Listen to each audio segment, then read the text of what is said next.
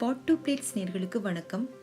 இன்னைக்கு ரொம்ப ஆரோக்கியமான வரகரிசி இட்லியும் அதுக்கு தொட்டுக்கிறதுக்கு கார சட்னியும் எப்படி செய்கிறதுன்னு செஞ்சு காமிக்க போகிறேன்.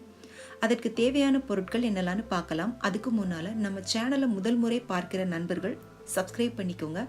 அப்போ தான் நான் போடுற வீடியோஸை நீங்கள் உடனுக்குடனே பார்க்கலாம்.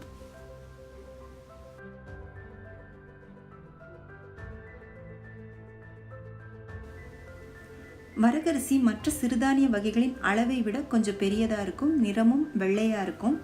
வரகரிசியில் அதிகமான நார் சத்து இருக்குது. அதோடவே புரதம், இரும்பு சத்து, கால்சியம், பாஸ்பரஸ் மாதிரியான தாது உப்புகளும் அதிகம் இருக்குது.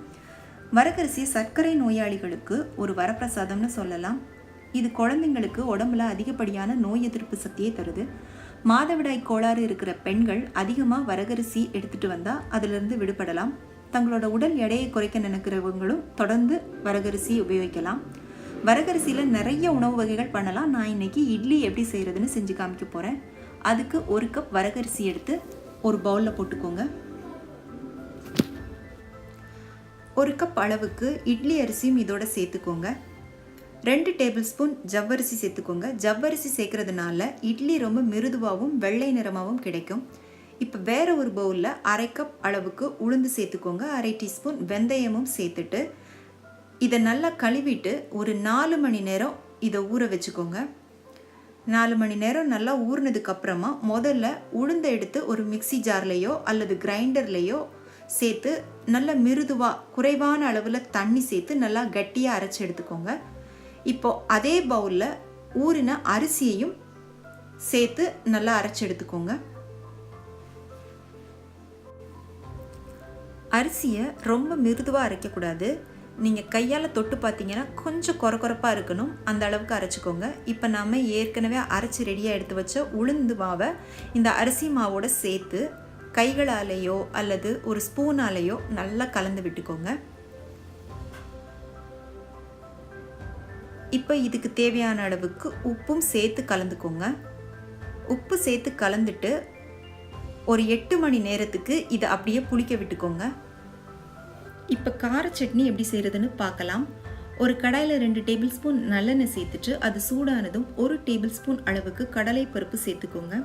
இதோடவே 4 அல்லது 5 காய்ந்த மிளகாய்கள் உங்களோட காரத்துக்கு ஏற்ற மாதிரி சேர்த்துக்கோங்க. 3 பல் பூண்டும் சேர்த்து நல்லா வதக்கி விட்டுக்கோங்க. உளுந்துக்கு பதில் நம்ம கடலைப்பருப்பு சேர்த்து கார சட்னி செய்யும்போது உங்களுக்கு சட்னி இன்னும் கூடுதல் சுவையாக இருக்கும். இதோடவே 2 பெரிய வெங்காயமும் சின்ன அளவில் புளியும் சேர்த்து வதக்கிக்கோங்க. வெங்காயம் கொஞ்சம் வதங்கினதுக்கு அப்புறமா 3 பழுத்த தக்காளிகளை இதோட சேர்த்து வதக்கிக்கோங்க.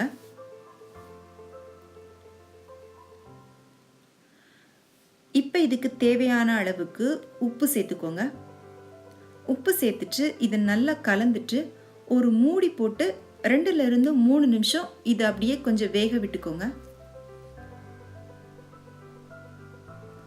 3 நிமிஷத்துக்கு அப்புறமா வெங்காயம், தக்காளி எல்லாம் நல்லா மசிஞ்சு வெந்து வந்திருக்குது.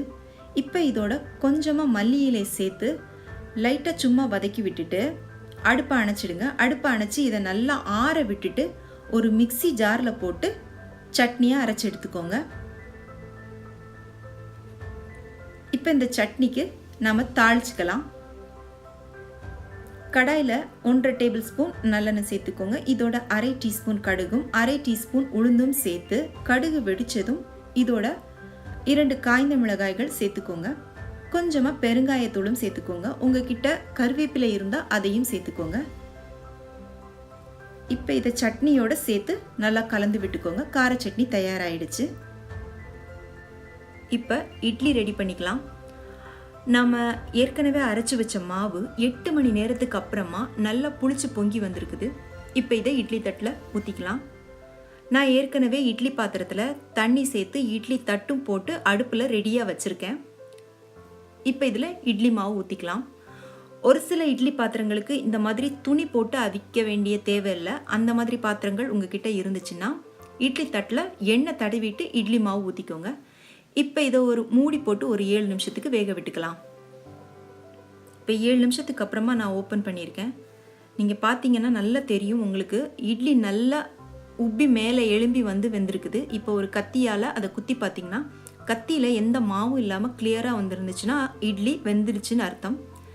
இப்போ வேற ஒரு பிளேட்டுக்கு மாற்றிக்கோங்க. இப்போ சுட சுட மிகவும் ஆரோக்கியமான வரகரிசி இட்லி தயாராகிடுச்சு.